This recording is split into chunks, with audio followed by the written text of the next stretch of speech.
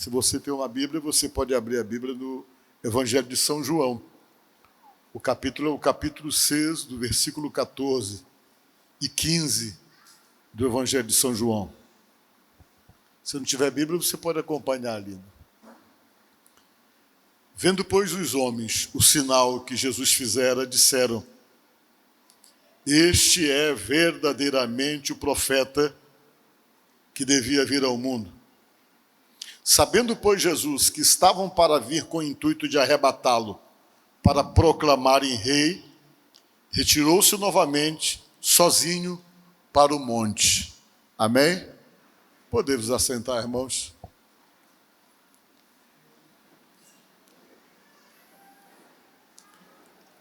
Eu quero nesta noite conversar com vocês dentro da palavra de Deus e quero contar essa passagem para vocês aqui, que aconteceu com Jesus. Vejam bem, Jesus, ele não estava indo mais para a capital, para Jerusalém, ele estava dando uma segurada em ir para Jerusalém, porque ele sabia que lá em Jerusalém todo mundo que era do alto poder da religião estavam se organizando e estavam conspirando uma forma de poder matar Jesus ou tirar a vida dele antes da cruz, antes da hora exata. E ele então evitou, ficou na Galiléia, que fica mais ou menos a 200 quilômetros de Jerusalém, e ele ficou ali naquela região, sem ir para Jerusalém, sabendo que havia articulação lá para tentar tirar a sua própria vida antes da hora. E era mais ou menos próximo da festa da Páscoa, quando todo judeu saía de todas as regiões para ir para Jerusalém, que em Jerusalém era o lugar de festejar a Páscoa, e todo mundo saía das cidades, das vilas, das aldeias mais longínquas para irem para Jerusalém, e estava todo mundo em trânsito, e Jesus aproveitou, reuniu um grupo de pessoas numa montanha, na Galiléia, para poder dar um ensinamento. E esse ensinamento dado por Jesus da montanha demorou 3 dias. É o que diz a palavra de Deus, por exemplo, em Mateus capítulo 15, versículo 32, que durou 3 dias, ele dando um seminário, ele pregando para aquelas pessoas que estavam em trânsito e que pararam ali para poder ouvi-lo. E ele ficou dias ensinando aquelas pessoas. Só que Jesus sabia que as pessoas que iam naquelas jornadas em direção de Jerusalém, elas costumavam levar peixe frito e pão, porque eles podiam comer vários dias, geralmente a caminhada era longa, e eles levavam peixe frito e pão, que eles iam comendo no caminho, em direção da cidade de Jerusalém. Só que aquela parada ali, eles acabaram comendo tudo o que tinham, porque eles ficaram 3 dias lá ouvindo Jesus, e acabaram então consumindo tudo aquilo que eles tinham guardado como suprimento para poder fazer aquela viagem longa até em Jerusalém. E quando Jesus terminou a pregação, que terminou aquele ensinamento de 3 dias, ele olhou e sabia que todo mundo praticamente tinha consumido tudo que iam comer do caminho, e se não tinham consumido tudo, uma boa parte, todo mundo já tinha devorado naquela parada ali para poder ouvi-lo. E diz a palavra que ele olhou para os discípulos e disse: vamos dar de comer para esse povo aí? Jesus falou. Quando ele disse isso, o pessoal que estava com ele disse: mas não dá não, Jesus. É muita gente falando para Jesus. Ainda que nós tivéssemos tantos 1000 denários para comprar de pão, 5.000 denários, que dava para comprar 1.600 quilos de pães, ainda não seria suficiente para poder alimentar todo mundo que está aqui. Um dos discípulos falou para Jesus: mas tem aí no meio da multidão um garoto, que ele tem 5 pães e 2 peixinhos. Mas o que é 5 pães e 2 peixinhos para essa multidão? Só que alguém foi lá e chamaram o garoto, e trouxeram o garoto até a presença de Jesus. Jesus negociou com o menino e pediu se o menino dava os peixinhos assados que ele tinha e os pães que ele tinha, e o garoto cedeu prontamente para Jesus. E diz a palavra que Jesus chamou os discípulos e disse: olha, senta todo mundo na relva aí, em grupos de 100, de 150, que nós vamos já dar de comer para todo mundo. Ele pegou os 5 pães, pegou vários cestos e começou a cortar os pães, e diz a palavra de Deus que os pães não se acabavam. Na medida em que ele cortava, que ele enchia um cesto, os cestos eram cheios, enchia outro, e aqueles 5 pães foram se multiplicando, assim como aqueles pedaços de peixes, de formas então que ele fez uma quantidade suficiente para alimentar todo mundo. Ele fez uma multiplicação, e depois que ele fez isso, ele simplesmente deu para o povo, e as pessoas comeram, que ficaram saciadas. Só homens, comeram 5.000 homens, diz a palavra. Se você for ver que numa reunião sempre tem mais mulher do que homem, e contando com as crianças, Jesus deve ter dado de comer a mais de 10.000 pessoas ali, e depois que todo mundo comeu, diz a Bíblia que ainda sobraram 12 cestos de pães, que ele mandou recolher, que as pessoas deixaram na relva. Ele mandou recolher aqueles pães, e o pessoal recolheram, e ainda encheram 12 cestos de pães. E o pessoal ficou espantado com aquilo. Nunca ninguém tinha visto nada igual. O pessoal olharam para Jesus e disseram: esse aí que tem que ser o nosso rei. Esse aí que tem que ser o nosso rei.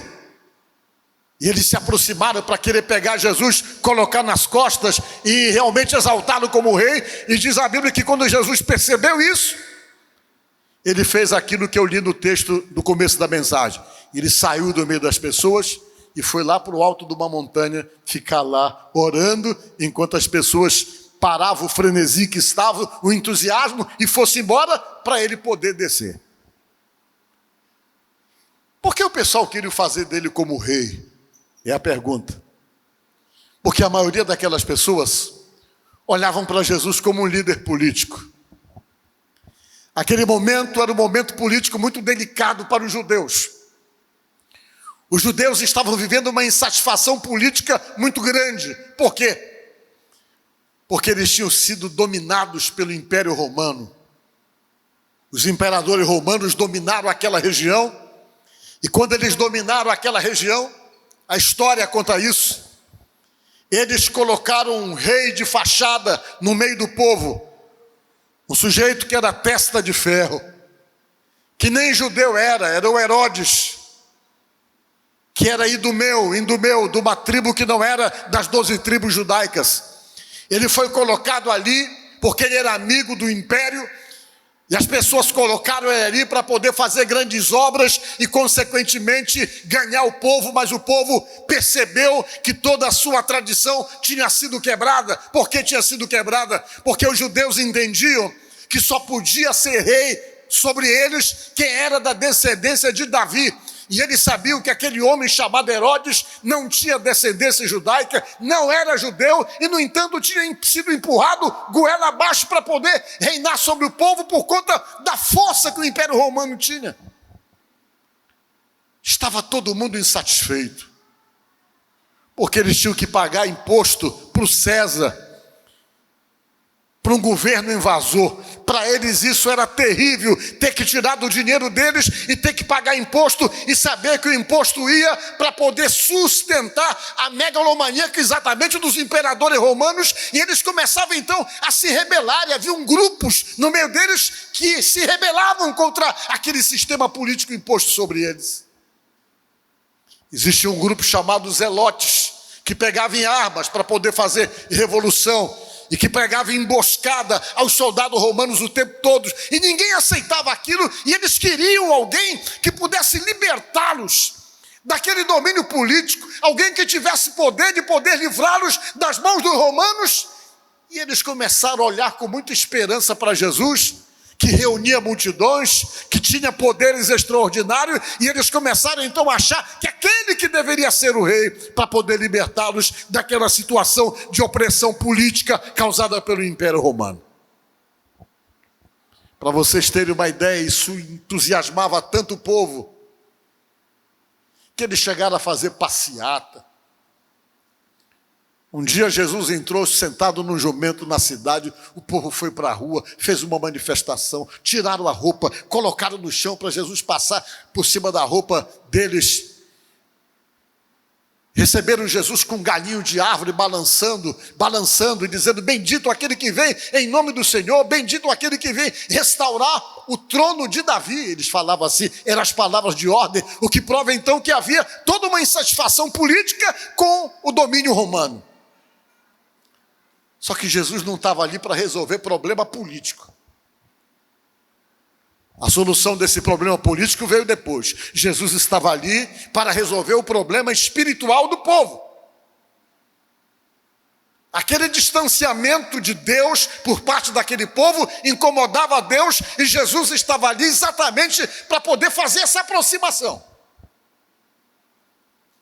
Por isso que todas as vezes que ele era questionado sobre política, ele saía pelo lado e não queria discutir.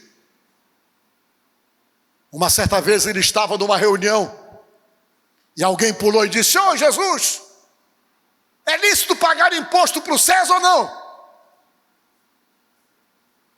Ele disse: olha gente, não vamos mexer com isso aí, disse ele.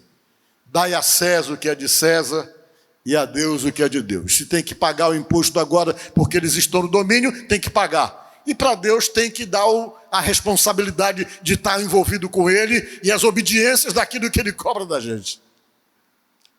E ele se afastou daquela pressão política que o pessoal fazia, porque o pessoal só olhava para ele como um líder, como um revolucionário, um libertador, e não conseguiu olhar para ele como o Messias, aquele que veio para salvar, aquele que veio para estabelecer um novo tempo entre Deus e os homens, recuperando toda aquela aliança desgastada por uma série de coisas, mas todo mundo estava ali somente focado na política e se esquecendo totalmente das questões espirituais.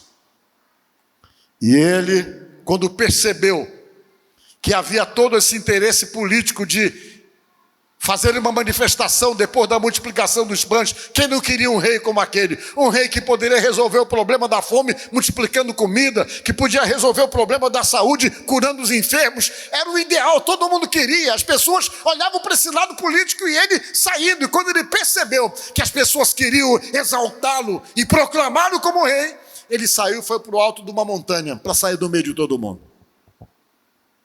E lá ele ficou orando ao Pai. Os discípulos ficaram lá embaixo da montanha. Quando deu 13 da manhã, entre as 13 e as 6 horas da manhã, ele desceu a montanha. Todo mundo já tinha ido embora. Ele desceu a montanha, escuro ainda. Quando ele chegou embaixo, que ele olhou, os discípulos que estavam guardando o barco que ele estava, acabaram conversando, se distraindo, e o barco saiu da margem, da beira do mar, se afastou, e o barco foi lá para o meio do mar da Galileia. Ficou distante entre 6 a 7 quilômetros de distância. Você já imaginou? 6 a 7 quilômetros de distância é quase daqui lá para o Monte Castelo. Aí Jesus desceu, estava a 30 estádios, que quer dizer 6 ou 7 quilômetros. Quando ele desceu da montanha, que ele foi procurar o barco não estava. O barco estava distante a quase 7 quilômetros. Não dava para gritar: Pedro, traz o barco aqui. Estava muito distante. Mas Jesus é Deus. Sabe o que ele fez? Ele resolveu ir até o barco andando sobre as águas. Fazer uma caminhada de madrugada de 6 a 7 quilômetros. E ele foi andando. Foi andando nas águas. Foi andando. Quando ele chegou mais ou menos perto do barco, o apóstolo São Pedro viu aquele vulto andando sobre as águas, ficou meio assustado e gritou: Senhor, salva-nos! Ele pediu socorro. Jesus gritou lá do meio do mar: não temas, porque sou eu. O Pedro disse: se és tu, então deixa-me ter contigo também. Jesus disse: vem, Pedro. E diz a palavra que Pedro saiu do barco, pisou na água. Quando ele pisou, a água estava firme, e ele foi andando sobre as águas, olhando para Jesus. E estava andando igual a Jesus. Os 12 iam se encontrar para se abraçar e virem juntos. Só que diz a palavra de Deus que no meio do caminho, em vez dele continuar olhando para Jesus, ele começou a olhar para o movimento das águas, a nuance, e o que estava acontecendo em volta dele. E ele desviou o olhar de Jesus e começou a prestar atenção em toda a movimentação em volta. As passadas dele não foram as mesmas. Ele começou a afundar. E quando ele viu que estava afundando, quase se afogando, ele gritou por Jesus de novo: Senhor, salva-me! Jesus correu, alguns dizem que pegou pela barba, outros falam que pegou pelo braço, mas o certo é que Jesus levantou ele e levou ele para o barco e disse para ele assim: por que tu duvidastes, ó homem de pouca fé? O que a gente aprende com essa passagem que ficou registrado aqui, que tem uma finalidade de nos dar ensinamento? Uma coisa interessante: no meio da mar da vida, das dificuldades, das circunstâncias que se movimentam em nossa volta, se você quer continuar de pé, continue olhando para Jesus. Todas as vezes que a gente desvia o olhar de Jesus para tentar estar olhando o que está em volta, o que nos movimenta, o que nos dá dúvida, o que é dúvida? A palavra dúvida vem de dos, que significa seguir em duas direções. É isso que significa. E que você tenta ficar com o olho no padre e outro na missa, sem ter que olhar para quem tem que olhar. E isso vale muito pelas circunstâncias da vida. Às vezes, em vez de você de olhar para Jesus e estar fito dele, você está preocupado com fulano que caiu, fulano que errou, fulano que falhou. Ore por ele, tenha misericórdia dele, que Deus tenha piedade. Mas você não tem que estar se movimentando e sustentando a sua fé, fundamentado naquele que está firme ou naquele que cai. Você tem que olhar para Jesus. Porque se você olha para Jesus, você não afunda no mar da vida, nem as circunstâncias vão conseguir tragar você, sejam elas quais forem, porque você vai estar de pé, sustentado pelo fato de estar olhando para Jesus.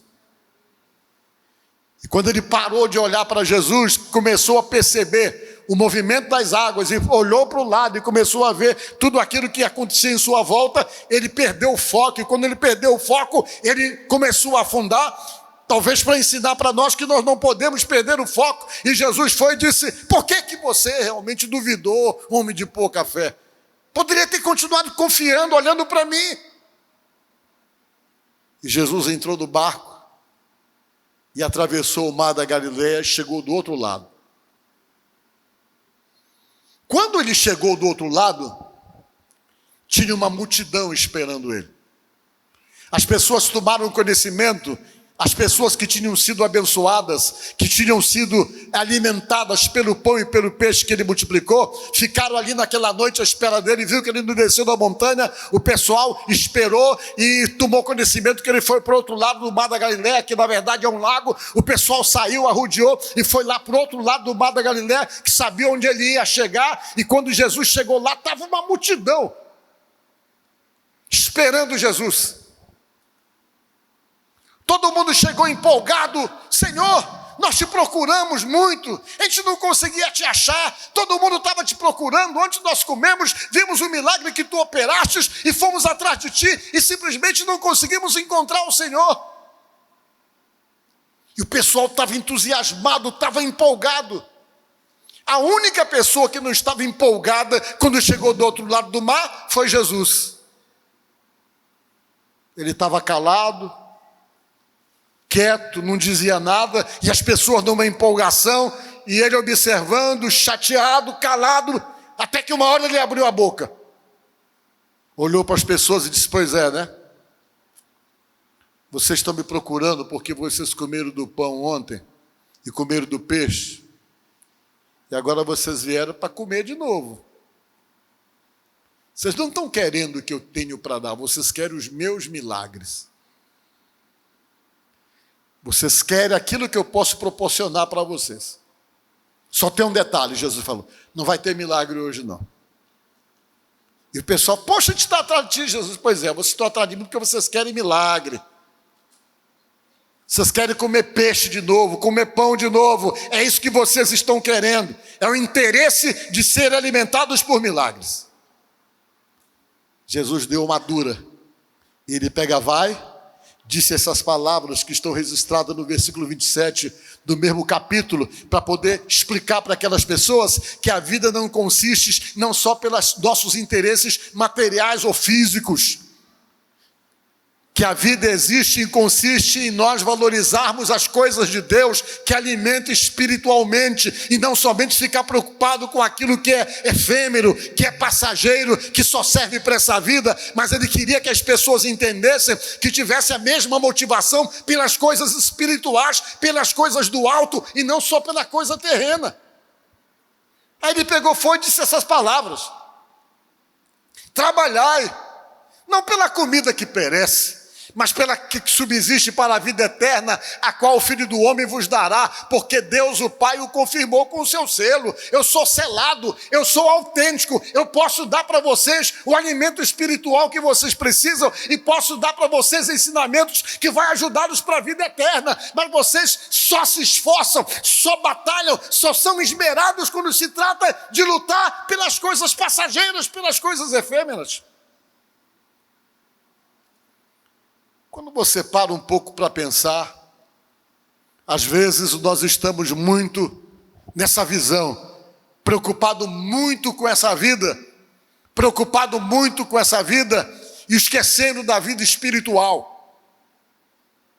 A gente quer milagre, a gente gosta de ir para a igreja para ouvir alguém que vai fazer uma oração que diz que nós vamos ficar ricos. Outros vão para a igreja porque querem somente a solução dos problemas, mas acham que a vida espiritual consiste só nisso, que você não precisa de outras coisas que possam alimentar você espiritualmente. Às vezes a preocupação é somente com coisas que alimentam o corpo, mas você, eu e nós precisamos também de alimento que alimenta a alma, que alimenta o espírito. Por isso que Jesus disse na tentação: não nem só de pão viverá o homem, mas de toda palavra que procede da boca de Deus. Ele falou para Satanás, tentando explicar que a gente não vive somente para comer, só pela boca e para ter conquistas que venham cada vez mais nos dar uma qualidade de vida e a facilidade para sempre nos alimentarmos. Não, ele estava querendo dizer para você e para mim que a vida espiritual, ela é determinante. Por quê? Porque essa vida aqui é passageira.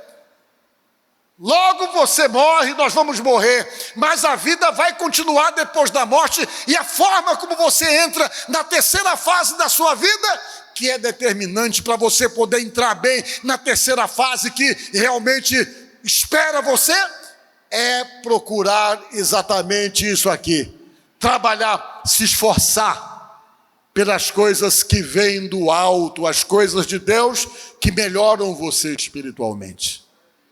O pessoal olhou ele falando isso e já não gostaram.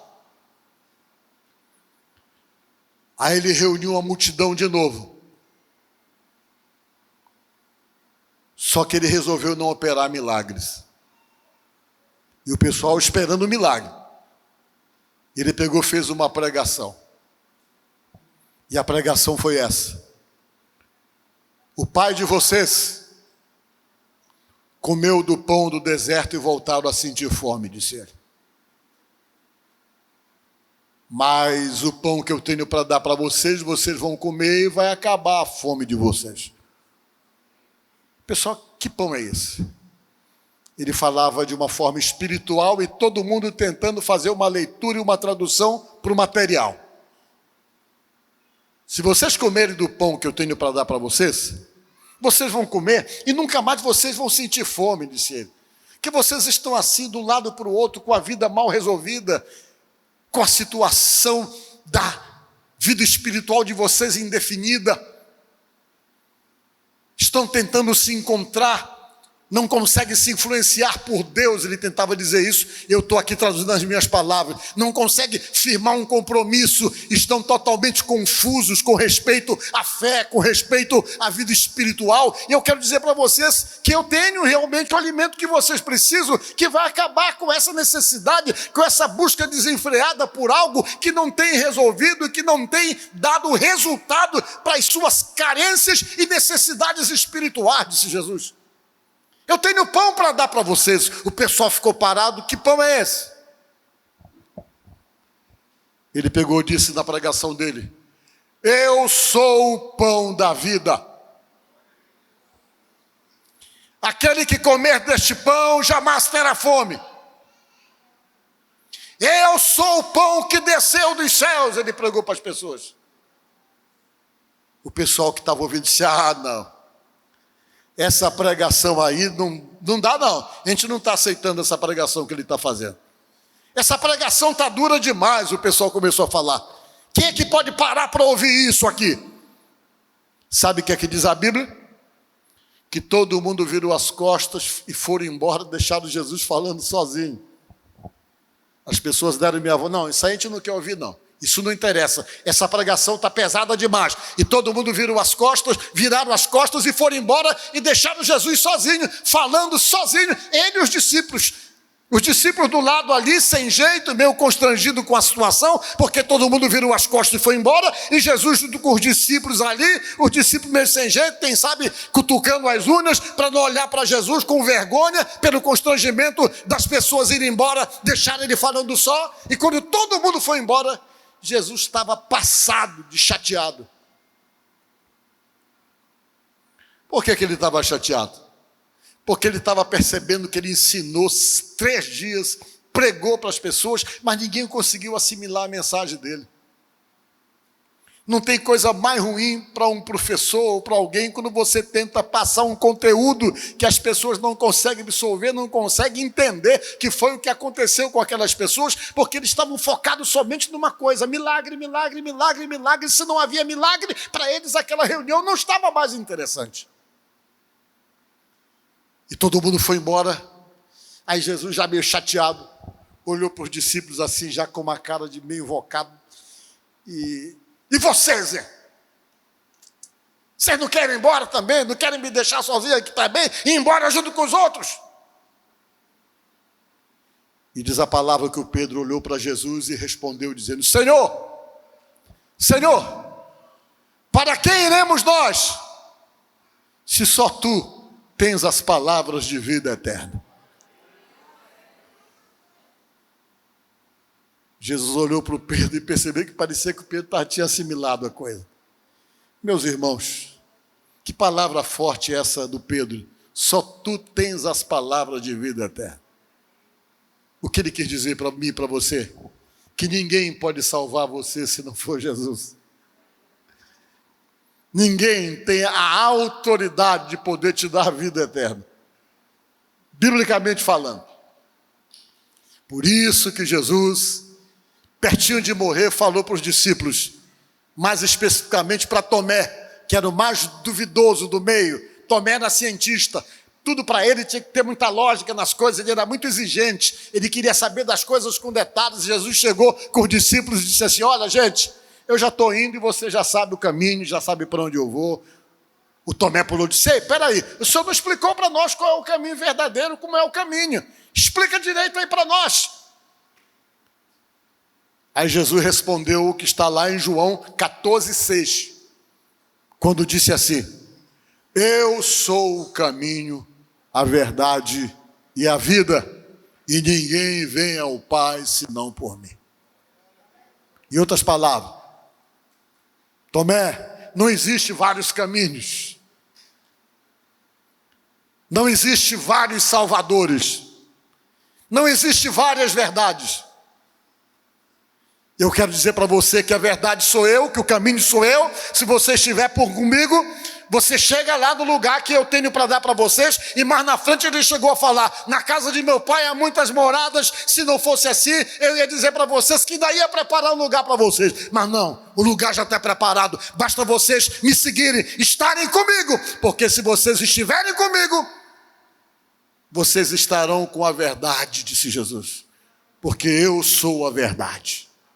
Meus irmãos, essa palavra era exatamente para tentar deixar claro para as pessoas que estavam ali, que só Ele podia dar a garantia de vida eterna no momento em que o coração daquelas pessoas parasse de bater, no momento em que o cérebro parasse de funcionar, que a pessoa passa para uma outra fase da vida, entra em uma outra dimensão. Para entrar bem nessa outra dimensão, só é possível com Ele, com o caminho verdadeiro e com a verdade que se chama Jesus Cristo. Por isso Pedro disse: para quem iremos nós? Ninguém pode dar para nós o que tu tem para dar. Ninguém pode nos salvar, porque só tu pode salvar. Ele estava entendendo isso. E é por isso que nós estamos nesta noite aqui falando de Jesus para você. Talvez você fique se perguntando: onde é que está a verdade? E você fica associando a verdade com uma religião. Aí você fica confuso. Poxa, mas na religião é assim. Um diz que a verdade é da igreja tal, outro diz que a verdade é da igreja do fulano, outro diz que a verdade é a religião tal, ou a religião do Beltrano, e você deve ficar confuso em busca da verdade, tentando pegar essa questão de religião fundamentada exatamente naquilo que você possa ver, mas não. A verdade não está na religião. A religião, ela pode ser importantíssima para ajudar você no caminho da verdade. Mas a verdade, segundo a Bíblia, se chama Jesus Cristo. Jesus Cristo. Então, nesta noite, eu tento passar para você esse momento, que foi um momento muito delicado, mas que ficou claro de uma coisa: se você está querendo um Salvador, se você está em busca de uma verdade, se apegue a Jesus, se envolva com Jesus, reconheça Ele como Senhor da sua vida, porque na hora em que você reconhece isso, que se envolve com Ele e que se aposta dessa verdade que é Ele, a Bíblia diz que você tem como recompensa aquilo que nós chamamos de vida eterna. Então pare, pense nisso e saiba que abençoar você, curar você, libertar você, ajudar você na sua dificuldade, isso aí é totalmente secundário diante do principal propósito de Jesus. Ele pode fazer isso para você porque Ele tem poder para abençoar, mas o propósito dele principal é salvar você. Amém? Que Deus te abençoe, que Deus te ajude nesta noite no nome de Jesus.